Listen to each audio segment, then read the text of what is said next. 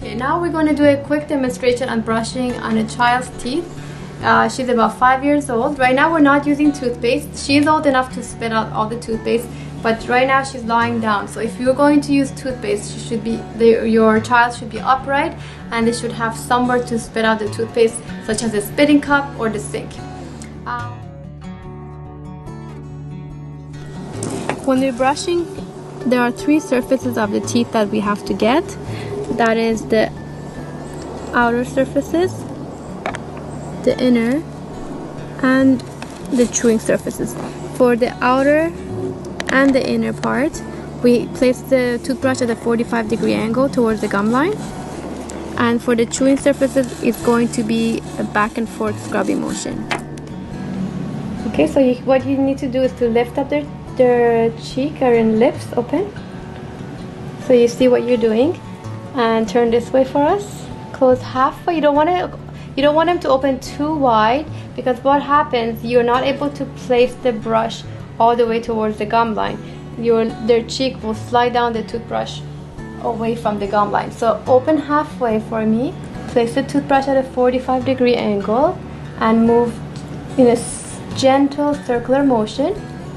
Clean 2 or 3 teeth at a time, and then move on to the neighboring teeth. Gentle circular motion. Another thing that you can do is to wiggle at the gum line and flake down the toothbrush. Wiggle, flake away. Wiggle, and take it down. So whichever you find easier. So you do the same thing.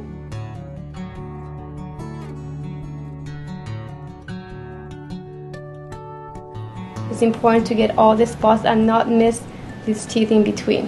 Now open for me. You do the same thing on, open wider, on this inside of the teeth. Again, 45-degree angle, gentle circular motion. Open wider, please. Thank you. When you get to the front, you just tilt the toothbrush back and forth and get the back of the front teeth. And same thing all the way here. Then once you go to the chewing surfaces, which is where they chew on, you do a gentle scrubbing motion back and forth.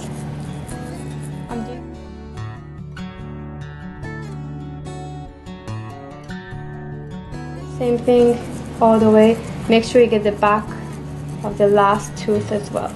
Okay? And you do the same thing for the bottom teeth. You're all done. Here I'm doing a demonstration on a younger child. As you can imagine, it takes a lot more effort, and I need to do a lot more distraction in order to be able to properly brush his teeth.